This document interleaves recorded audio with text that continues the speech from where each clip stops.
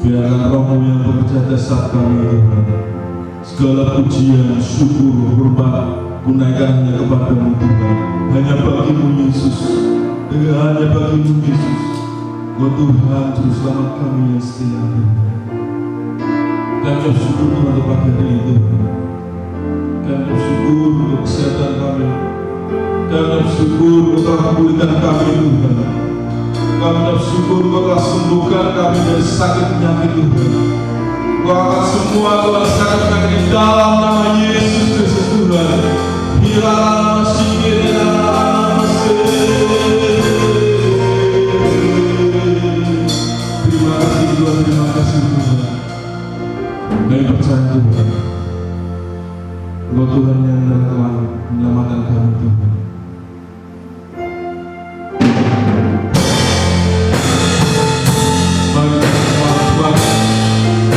Pujian ini pada Yesus yang sanggup, hanya Yesus yang layak disembah. Haleluya. Kita bersyukur Tuhan pagi hari ini. Haleluya. Yesus bersama-sama kita. Kau Tuhan yang selamatkanku. Terima kasih Yesus, Kau Tuhan yang sembuhkanku. Terima kasih.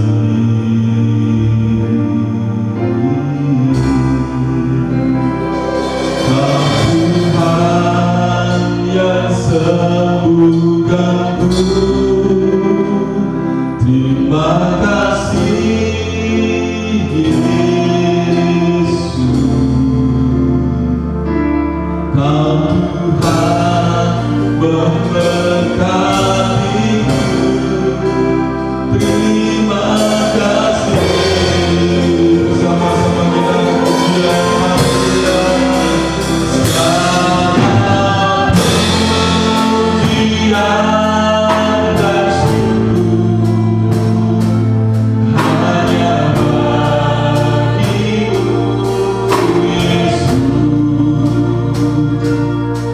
Dengan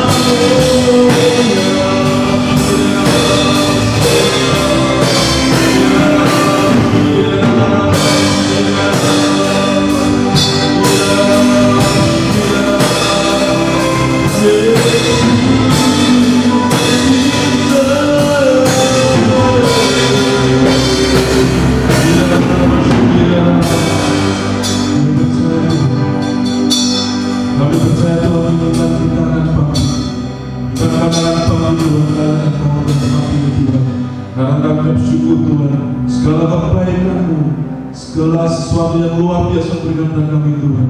Oh Tuhan yang sungguh baik, Tuhan yang sungguh luar biasa atas kehidupan kami Tuhan. Terima kasih Tuhan dan syukur Tuhan. Untuk pagi hari Tuhan kami akan memuji, memuliakan dan menyembah nama-Mu Tuhan. Dan kami akan juga mendengarkan firman-Mu. Bila firman-Mu yang memateri setiap kami Tuhan, menancap di hati kami Tuhan. Dan apa yang kata-kata Tuhan kepada kami, itu akan diberlakukan pada kami Tuhan. Terima kasih Tuhan, semuanya serah dengan kuasa-Mu dan akan memuji menyembah memuliakan. Dalam nama Yesus yang percaya katakan amin. Haleluya. Shalom. Shalom atas kita hari ini. Haleluya. Berikutnya adalah Tuhan Yesus. Yesus luar biasa. Haleluya. Tuhanlah kekuatan dan masuk kami. Haleluya. Amin Tuhan. Tuhan kekuatan bagi kami. Haleluya. Kita bersorak-sorai bersama-sama. Haleluya.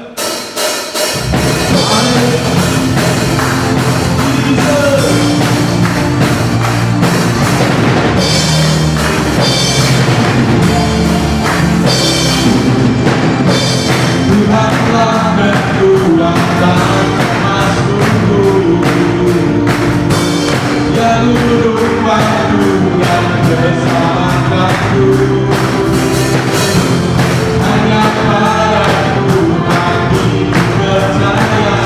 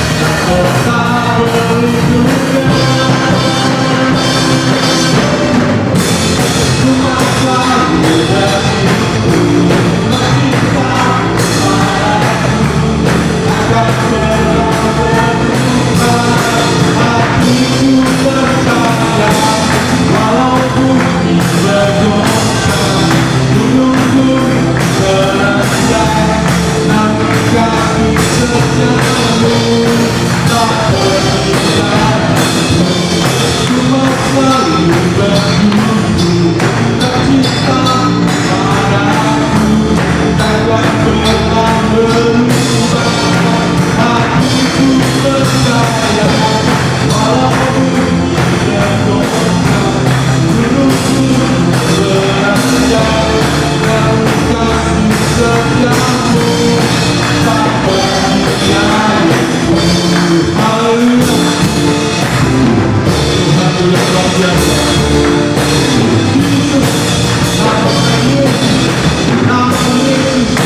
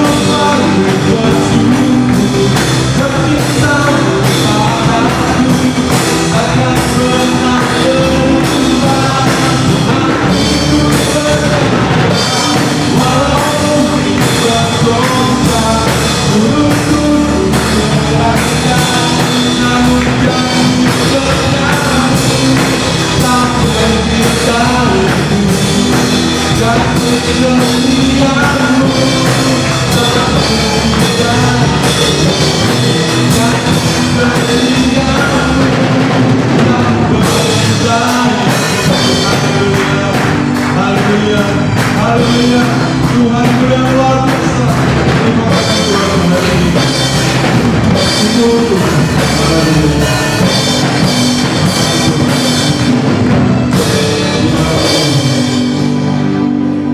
Kuasa Tuhan yang sungguh tak terbatas.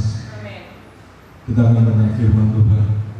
Bila firman Tuhan yang menyesalkan itu, ini percaya Tuhan.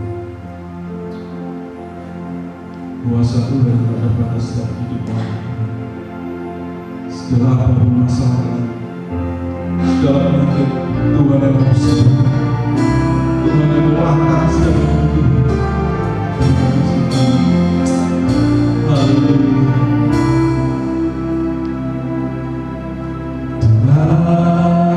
Tak pernah terlambat Yesus, dan tak pernah terlalu cepat.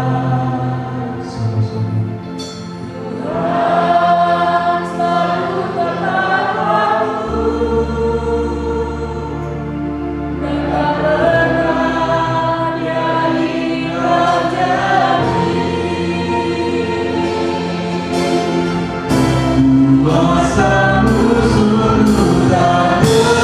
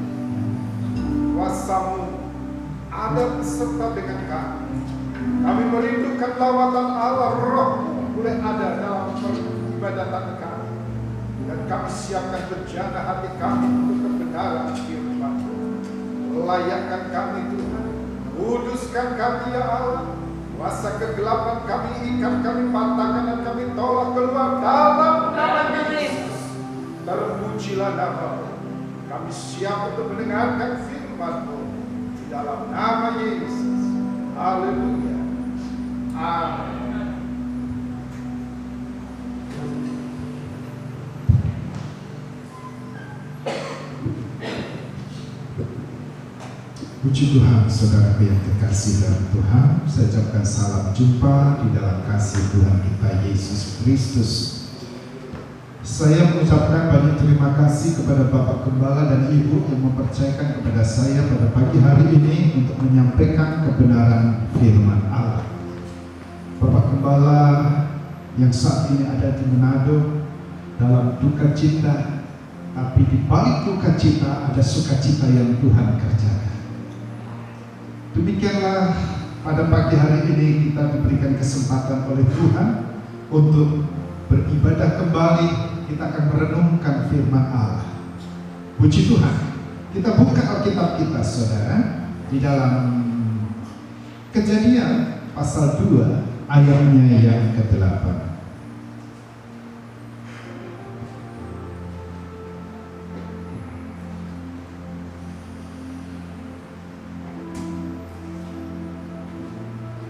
Kejadian pasal 2 ayatnya yang ke-8, demikian firman Tuhan.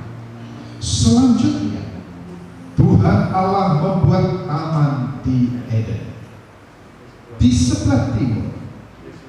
Disitulah ditempatkannya manusia yang dibentuknya itu.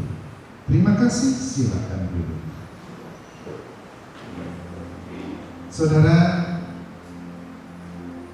kita selalu mengatakan bahwa Tuhan itu baik.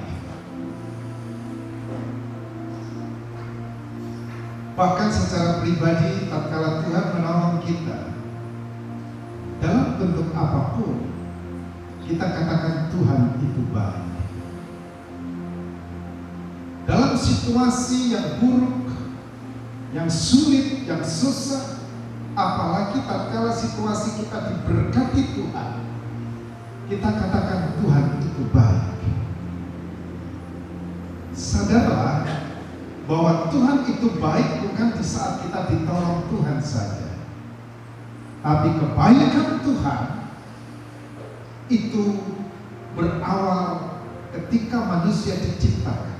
Artinya manusia diciptakan Tuhan itu sudah baik, saudara. Sebelum manusia diciptakan pun Tuhan itu baik. Nah, dalam kejadian ini, inilah wujud kebaikan Tuhan. Rencana Allah yang indah, rencana Allah yang baik itu diwujudkan dalam bentuk sebuah taman. Dalam pembacaan ayat ini kita lihat bahwa Allah itu membuat taman di Eden. Di sebelah mana? Di sebelah timur. Jadi ada lokasi yang namanya Eden. Di sebelah timurnya Eden itulah, atau Eden yang bagian timur itulah, dibuat Allah sebuah taman. Maka dikenal dengan Taman Eden. Saudaraku yang kekasih di dalam Tuhan, kita tahu Eden itu indah. Dari khotbah-khotbah, dari firman Allah kita tahu Eden itu asri. Eden itu damai suasananya. Kenapa? Karena Allah ada di sana. Eden itu diberikan untuk manusia supaya manusia hidup damai di sana, supaya manusia bisa berkomunikasi langsung dengan Tuhan Sang Penciptanya, supaya manusia di Taman Eden itu dipelihara oleh Allah. Suasana Eden perlu ada dalam hidup kita. Suasana Eden damai sejahtera perlu ada dalam kehidupan rumah tangga kita.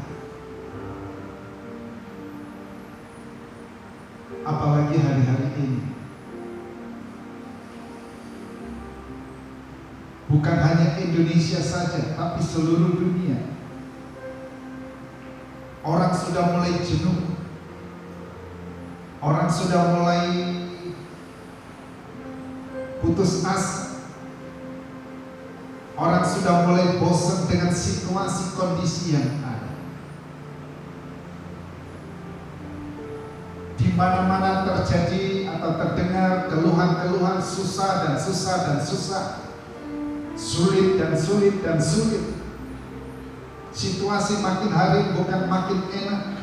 Situasi kondisi yang ada makin hari makin memperburuk kondisi yang ada. Manusia butuh damai. Anak Tuhan butuh suasana Eden.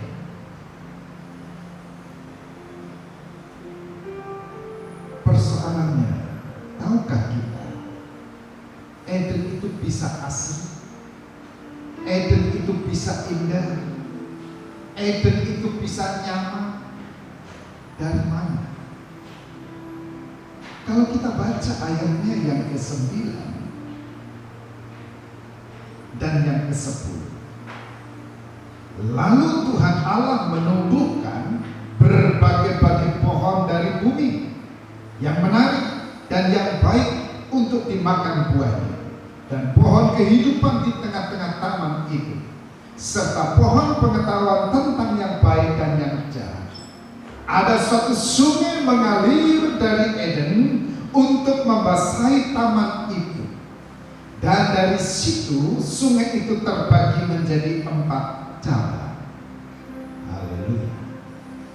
Indahnya Eden, asrinya Eden, sehingga memberikan suasana damai sejahtera, nyaman, itu karena ada aliran sungai. Dijelaskan sungai itu ada 4 cabang. Apa itu 4 cabang? Semuanya ayatnya yang ke-11. Yang pertama namanya Pison, yakni yang mengalir mengelilingi seluruh tanah Hawilah. Tempat emas ada. Ayat 12. Dan emas dari situ baik. Di sana ada damar bedola dan batu krisoras. Haleluya. Saudara, jadi taman itu bisa indah, taman itu menarik, bisa memberikan suasana damai, sejahtera, nyaman dan sebagainya. Itu karena ada aliran sungai itu yang memiliki 4 cabang. Taman Eden berbicara tentang hati saudara dan saya. Kadangkala taman hati kita kering. Dalam menjalani hidup rasanya nggak nyaman. Kita perlu suasana Eden. Bagaimana bisa suasana Eden itu terjadi? Ada aliran sungai. Sungai itulah berbicara tentang Roh Kudus. Kalau ada Roh Kudus mengalir dalam hati kita, dalam hidup kita, para bapak dan ibu, hati yang bagaimanapun susahnya, dia akan mengalami sukacita. Hati yang gundah gulana, dia akan mendapatkan sebuah kepastian. Kenapa? Karena ada aliran sungai Roh Kudus. Dijelaskan ada 4 cabangnya. Yang pertama Pison. Saudara hafal 4 cabang itu? Hafal kan? Hafal? 1 pisang, 2 gihon, 3 tigris, 4 Efrat. Kita lihat satu persatu kalau memang waktunya ada. Kita lihat dulu Pison, saudara. Pison itu artinya melebar. Kalau artinya melebar, berarti dia berawal dari sempit, bukan? Dari sempit mengalami karakter Pison. 4 cabang itu berbicara tentang karakter Roh Kudus yang mengajar kepada kita. Pertama adalah karakter Pison. Dari sempit ada karakter Pison, dia melebar. Jadi anak Tuhan menjadi orang Kristen, jangan sempit terus, saudara. Pikirannya sempit, perasaannya sempit, gampang tersinggungan, gampang untungan. Itu belum mengalami karakter Pison.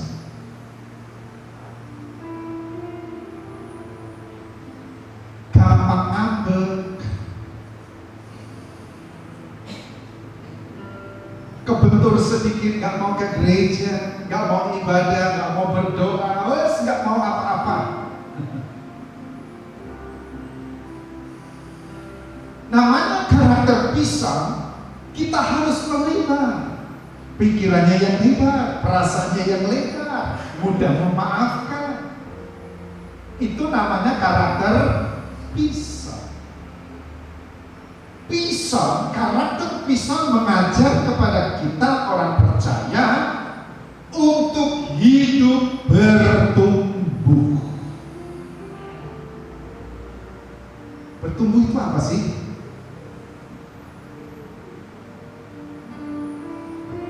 Bertumbuh itu jelas ada perubahan.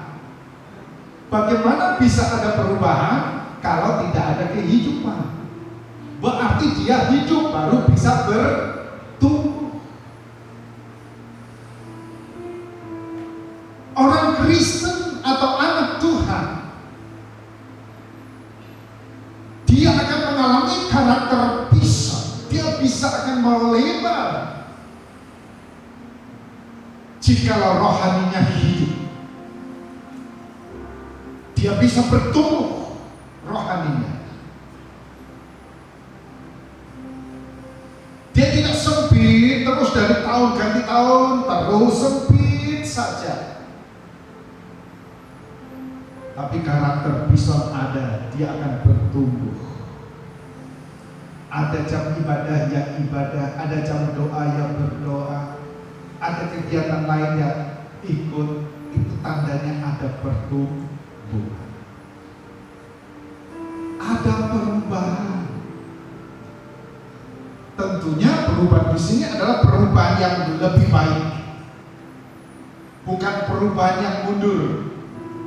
Namanya bertumbuh itu bukan tambah ke bawah, tapi tambah ke atas.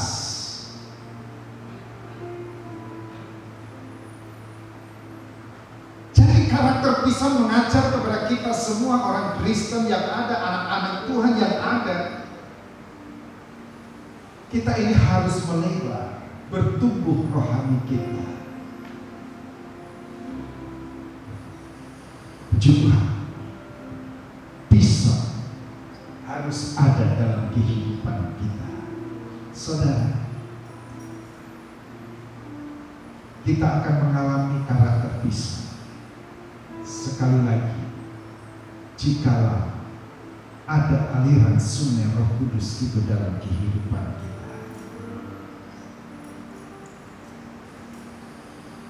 Sebaik-baiknya apapun manusia, sekaya-kayanya apapun manusia, kalau tidak ada Roh Kudus dalam hidupnya, dia tidak akan mengalami karakter pisang. Apapun kondisinya yang ia boleh banggakan, kalau tidak ada karakter pisang, dia akan tetap sempit terus.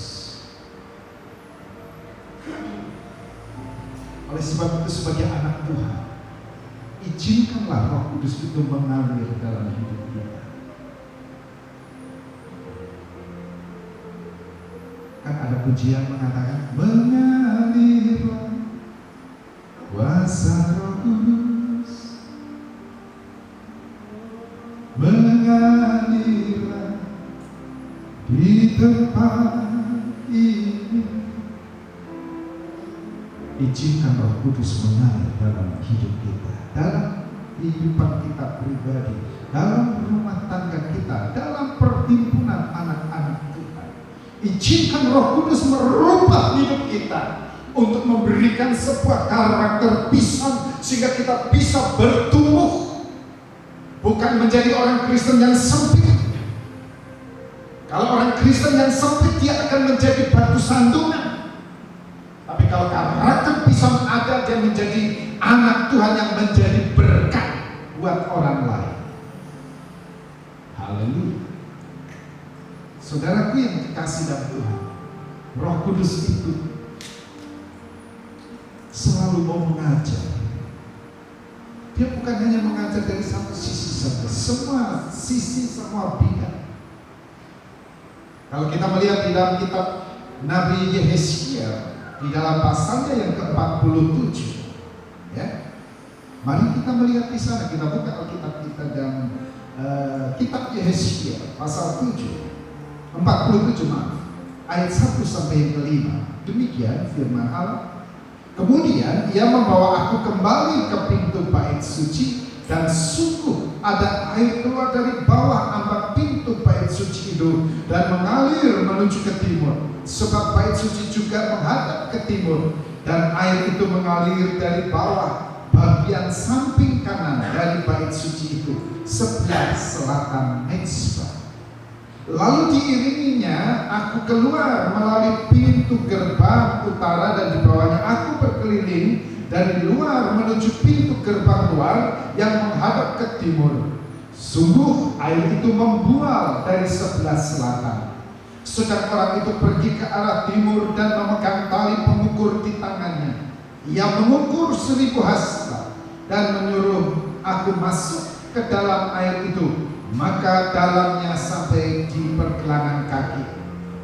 Ia mengukur 1000 hasta lagi dan menyuruh aku masuk sekali lagi dalam air itu. Sekarang sudah sampai di lutut.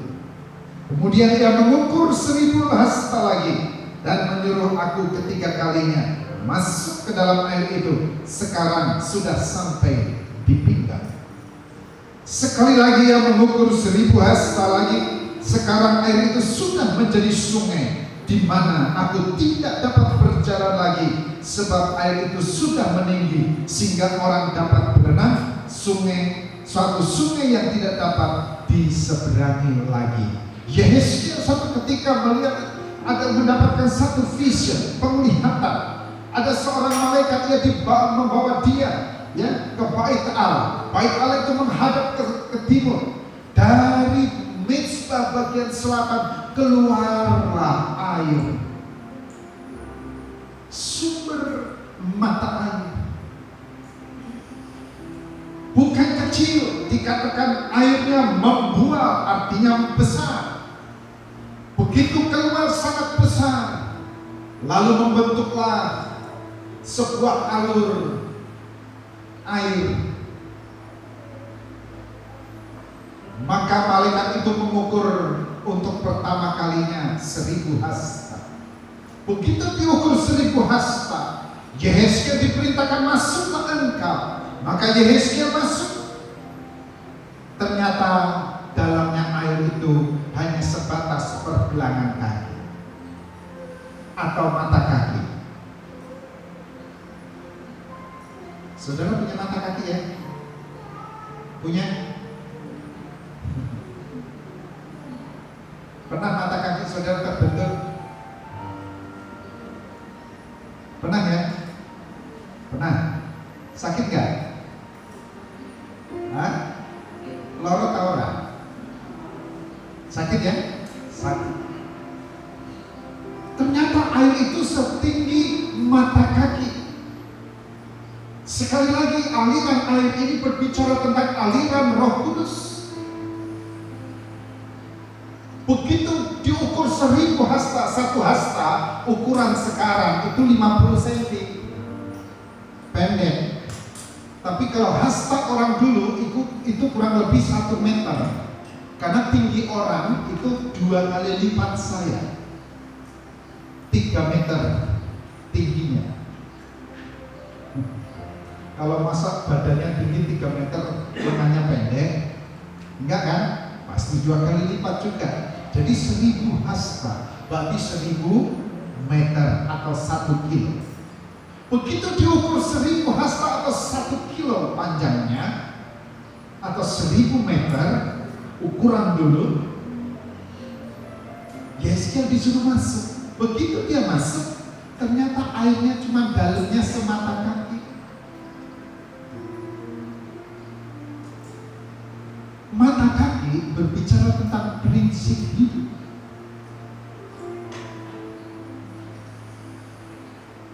Kadangkala prinsip hidup satu dengan yang lain berbenturan, bukan? Sakit nggak?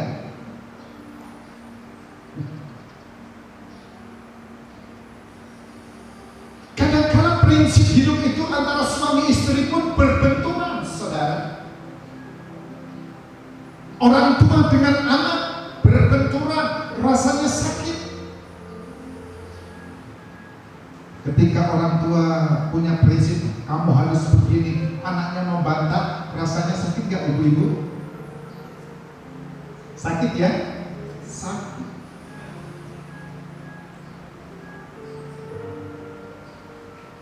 Suami maunya A, istri maunya B, berbenturan, saudara.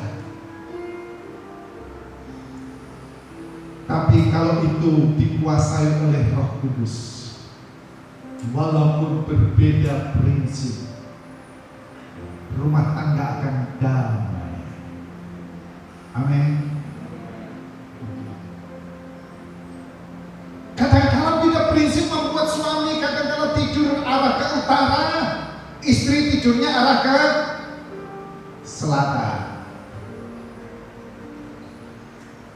Siji madhep kono, siji madhep kono. Dipisahkan oleh oleh guling. Gara-gara anak loh. Itu bisa terjadi. Tapi kalau ada Roh Kudus, ada karakter pisah, semuanya itu bisa terselesaikan. Haleluya. Saudara, lalu diukur untuk kedua kalinya, ya, 1000 hasta lagi. Begitu selesai diukur, Yehezkiel diberitakan, masuklah engkau, maka masuklah Yehezkiel. Dan ternyata air itu tambah dalam, setinggi lutut. Lutut berbicara tentang doa. Kehidupan doa saudara dan saya sebagai anak-anak Tuhan harus dikuasai oleh Roh Kudus, saudara. Kalau ada karakter pisah, doa saudara akan terjaga dengan baik. Saya yakin di sini semua berdoa. Ada yang nggak berdoa? Ada nggak? Ono sing ora donga? Ada? Enggak kan? Semua berdoa ya? Haleluya. Puji Tuhan. Tapi kadang-kala doa kita itu kayak pamit mbek Gusti. Berdoa lama saja rasanya kapan Tuhan? Selesai dan bareng. Doa 1 menit rasanya 1 jam. Doa 5 menit rasanya 5 jam. Tapi kalau dikuasai kehidupan doa kita dengan Roh Kudus, ada satu kerinduan selalu untuk duduk di kaki Tuhan. Haleluya. Saudara betah di kaki Yesus? Betah nggak? Saudara betah nggak ketika berdoa? Apa pikirannya mikir, oh ya aku turun masak? Oh iya sebentar lagi suami saya pulang? Dan sebagainya dan sebagainya. Tapi yang jelas, kalau ada karakter pisah, pisah itu bukan hanya menguasai prinsip hidup saudara saja, tapi dia akan menguasai sampai ke lutut. Begitu diukur lagi sepanjang 1000 hasta. Dan untuk ketiga kalinya Yehezkiel juga disuruh masuk. Maka masuklah ia ke dalam alur sungai itu yang membentuk sebuah sungai. Dan ternyata dalamnya sebatas pinggang. Pinggang berbicara tentang kesiapan. Kesiapan untuk apa? Untuk yang melayani. Kesiapan yang untuk melakukan firman Allah. Lihat tatkala Yesus salah satu pelayanannya diwarnai dengan pelayanan membasuh kaki murid-muridnya. Apa yang dia kerjakan di sana? Sebelum ia membasuh kaki murid-muridnya, ia ikat pinggangnya. Maka ia layani murid-muridnya. Menjadi gereja Tuhan di akhir zaman, kita harus siap melayani Tuhan. Melayani Tuhan bukan hanya menjadi pendeta. Melayani Tuhan ada banyak hal yang bisa kita kerjakan. dengan apa yang Tuhan kita beri, kita bisa lakukan untuk Tuhan. Kita harus siap. Haleluya. Kesiapan itu penting, saudara. Kesediaan kita untuk melayani Tuhan itu sangat penting. Ya. Lalu diukur untuk keempat kalinya 1000 hasta lagi. Dan Yehezkiel pun diperintahkan, masuklah engkau Yehezkiel. Maka masuklah Yehezkiel keempat kalinya. Tatkala pertama, kedua, ketiga, ia masih bisa menelapak di dasar air itu. Artinya kakinya masih bisa menginjak dan dasar air itu. Tapi begitu keempat kalinya, dia tidak bisa. Mengapa? Karena tambah dalam. Sehingga dijelaskan tadi, ia mau gak mau harus berenang. Artinya,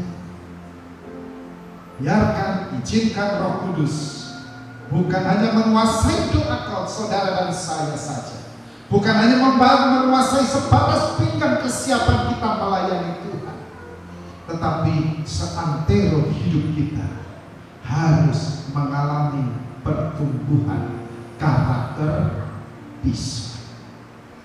Saudara yang kekasih di dalam Tuhan, seperti apakah Roh Kudus itu mengalir dalam hidup kita, membasahi dalam hidup ini hati-hati yang mulai kering, mulai gersang, mulai banyak keluhan, mulai banyak keluh kesah, bendino isinya cuma mengeluh saja. Artinya kalau setiap hari mengeluh saja, berarti pertolongan Tuhan itu sulit kita temukan. Kalau hidup kita hanya mengeluh dan mengeluh saja, artinya tidak ada rasa tenang dalam hidup ini. Justru itu peran dari Roh Kudus. Dia akan mengalir membasahi hidup saudara menjadi indah, menjadi damai, menjadi nyaman. Suasana Eden ada dalam kehidupan kita. Haleluya. Kalau kita kembali kepada kitab Kejadian pasal 2, ayatnya yang ke-13, ke-12, tadi dijelaskan, dan emas dari negeri itu baik, berarti di sana ada emas. 1, 2, di sana ada damar berdolar. 3, dan batu krisopras. Ada 3 benda: emas, damar berdolar, dan batu krisopras. Ternyata kandungan 3 benda ini banyak ada di pisau. Emas di sana disebutkan yang terbaik. Emas berbicara tentang kemuliaan Allah. Kalau ada karakter pisau dalam kehidupan kita, emas, kemuliaan Allah akan terlihat dalam hidup kita. Kulihat di wajahmu kemuliaan. Siapa? Wow, lupa gitu saudara. Ku kasih kau dengan kasih Tuhan. Ya. Terus.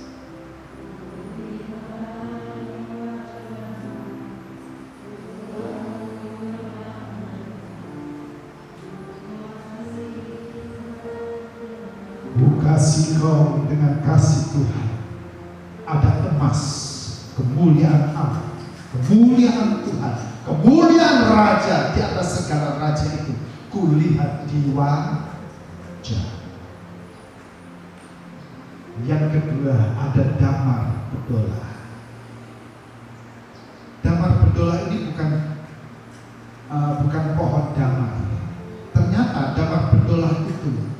itu juga logam mulia. Cuman saya coba melihat lebih tepatnya apa ini gambar berdola. Belum ditemukan yang pasti, tapi ada yang mengatakan warnanya putih kayak mana dari sorga. Nah, ada yang mengatakan itu mutiara. Kalau gambar berdola itu adalah mutiara, saudara, ini adalah mutiara-mutiaranya Allah. Haleluya. Engkau berharga di hadapan Tuhan. Yang ketiga, ada batu krisopras. Batu krisopras itu adalah batu mulia yang ditempelkan di dada imam besar. Ketika imam besar mau masuk ke dalam bait suci, pakai pakaian kebesaran, maka ada batu mulia di dadanya yang ditempelkan di dadanya. Itulah batu krisopras. Haleluya. Saudara, ketika anak saya yang kecil, waktu masih kecil, tiba-tiba dia menangis teriak, nah begitu ya. Lalu mamanya ambil dan dia gendong, dia dekat di dadanya. Akhirnya dia anak saya. Saudara, begitulah saudara dan saya. Ketika ada karakter pisau di sana, ada batu krisopras. Saudara menjadi batu krisoprasnya Allah. Saudara ditempelkan dekat hatinya Tuhan. Haleluya. Bu, saya mau tanya, pernah nggak Bu engkau dekat dengan menempelkan kepalamu, telingamu ya di dadanya Bapak? Pernah nggak? Orang sini. Pernah nggak? Pernah ya? Pernah. Yang didengar apa? Hah? Detak jantung bukan? Kalau saudara sebagai batu krisopras ditempelkan di dada imam besar Yesus Kristus, saudara akan mendengar detak jantung Allah. Artinya saudara akan mengerti apa maksud dan rencana Allah. Isi hati Tuhan saudara tahu. Haleluya. Engkau kalau didekap di dadanya Allah, engkau akan mengalami rasa tenang. Apa yang membuat engkau gelisah pada pagi hari? Apa yang membuat engkau menjadi gundah gulana, tidak menentu hidupmu? Ketahuilah, mari kita mau belajar pisau ini, karakter pisau, dan izinkan Roh Kudus masuk mengalir dalam hidup kita, dan Ia mengajar kita bertumbuh. Kalau kita bertumbuh, ada karakter pisau, di sana ada krisopras. Saudara menjadi batu krisopras yang selalu dekat dengan Allah. Dunia boleh goncang, dunia penuh dengan ketakutan, dunia menawarkan dengan kekhawatirannya, tetapi di dalam Yesus Kristus ada damai dan sejahtera. Amin. Sejauh kita semua bangkit berdiri. Haleluya. Kita merasakan kasih Tuhan.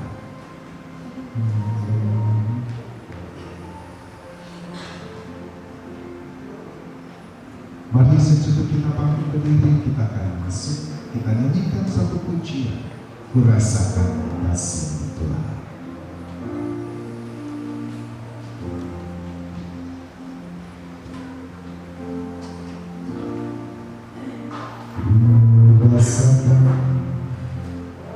kasih Tuhan,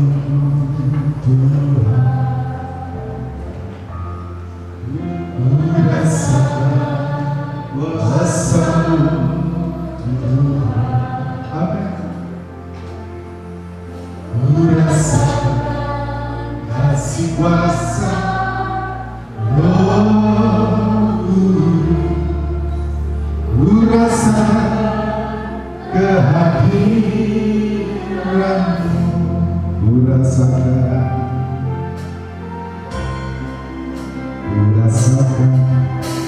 kasih Tuhan, rasakan kuasa-Mu Tuhan,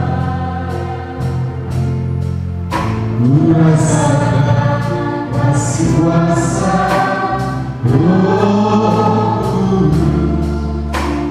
rasakan kehadiran-Mu,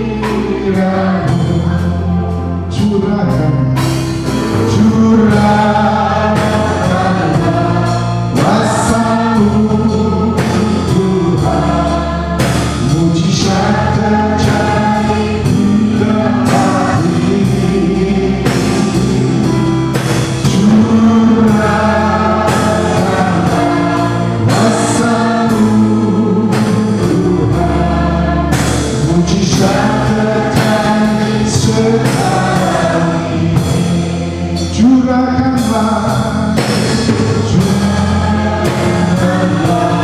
kuasa-Mu Tuhan, mujizat terjadi di tempat ini.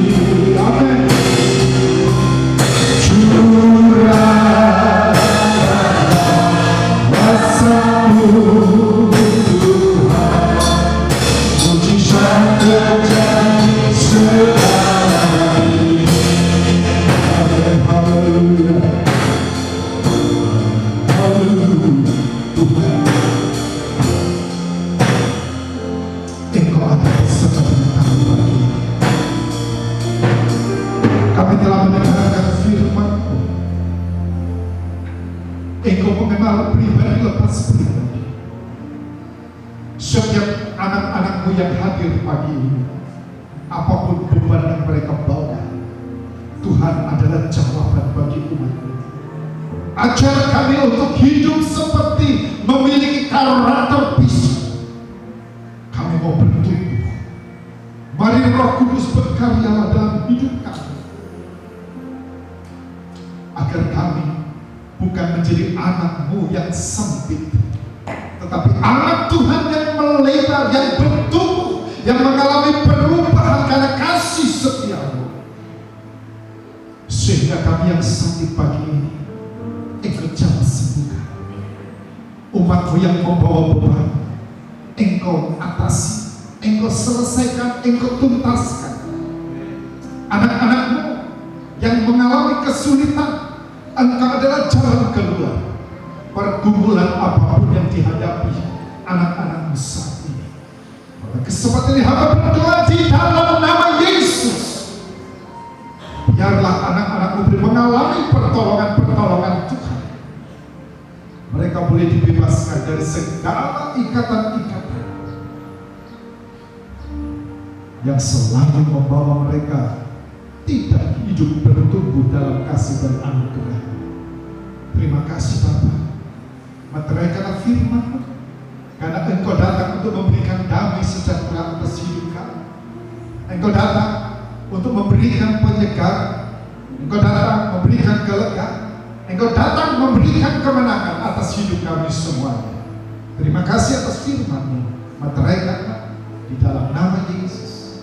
Kami sudah berdoa. Haleluya. Amin. Silakan. Haleluya, saudara Tuhan. Kami kembali. Haleluya, yang berkati firman hari ini. Siapa yang diberkati yang akan saudara? Haleluya, puji nama Tuhan kita Yesus Kristus. Kita akan berikan persembahan yang terbaik bagi nama Tuhan kita. Kita mujikan Allah kembali.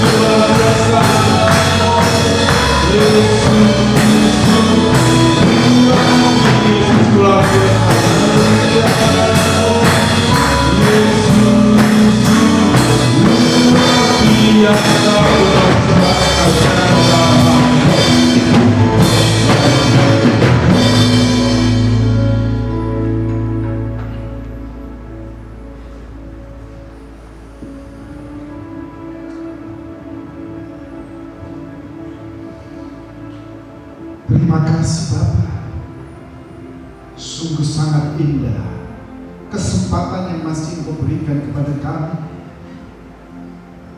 Kami telah mendengarkan firman, kami telah memberikan persembahan untuk pekerjaan. Engkau berkati tangan-tangan yang terulur, berkati mereka yang mengembalikan milik-Mu. Engkau balas limpahkan sebagaimana janji Tuhan. Engkau tak akan pernah melupakan mereka sedetik pun juga. Terima kasih Tuhan. Terpujilah nama-Mu. Engkau membalas limpahkan setiap kehidupan anak-anak-Mu yang melakukan segala kebenaran firman. Bapa, kami berdoa buat Bapak Gembala yang saat ini ada di Manado beserta Sis Norma maupun saudara-saudaranya yang lain. Hiburkanlah Bapa. Kalau saat ini mereka sedang berduka secara manusia, Engkau yang akan membebat hati mereka. Perencanaan mereka kembali Tuhan hentarkan dengan selamat. Terima kasih Tuhan. Kami berdoa untuk Ibu Gembala, berikan kesehatan secara sempurna agar boleh dipakai untuk melayani pekerjaan-Mu penuh dengan kebebasan dan sukacita. Oleh karena itu, mari Roh Kudus berkaryalah dalam kehidupannya, berkarya atas kehidupan kami semua yang hadir pagi ini. Dan sebentar kami akan pulang, dan sebelumnya itu kami berdoa untuk pemerintahan bangsa dan negara kami. Tuhan tolong, biarlah Engkau memberikan kekuatan, kesehatan, hikmat, akal budi, bijaksana buat Bapak Presiden dan Wakil Presiden. Demikian pula pemerintahan yang ada di Jawa Tengah, khususnya Kabupaten Demak. Tuhan tolong, kami percayakan semua ke dalam tangan Tuhan. Biarlah Engkau memberikan kekuatan, kemampuan buat para pemimpin bangsa kami, khususnya yang ada di Demak ini. Biar Demak boleh dimenangkan untuk kemuliaan nama Engkau. yang dapat boleh mengalami lawatan Tuhan, dan nama Tuhan diagungkan dan dibesarkan. Kami pun berdoa untuk institusi baik TNI maupun Polri, demikian pula tenaga kesehatan dalam menghadapi COVID yang ada. Tuhan, Engkau tidak pernah membiarkan mereka. Berikan kekuatan dan kesehatan, bahkan berikan kemampuan, bahkan keluarga mereka pun ikut jaga dan lindungi. Terima kasih Tuhan. Terpuji-pujilah nama-Mu. Sebentar kami akan berpisah satu dengan yang lain. Kiranya damai sejahtera Tuhan menyertai kami dan memberkati kami. Berkati setiap mata usaha pencarian umat-Mu. Berkati sawah ladang mereka. Berkati perkantoran. Berkati mereka yang bekerja sebagai pedagang. Berkati sebagai pengusaha. Apa yang mereka kerjakan, jadikan semua menjadi berhasil. Terima kasih Bapak. Terpujilah nama-Mu. Mari saudaraku yang kekasih di dalam Tuhan, kita pulang bersama-sama membawa berkatan anugerah dari Allah Bapa, kasih sayang dalam putranya yang tunggal Yesus Kristus, di dalam persekutuan Allah Roh Kudus, turun menyertai, menguatkan kita dan memberkati kita mulai saat ini sampai Maranatha, di dalam berkat nama Tuhan Yesus Kristus. Haleluya. Kiranya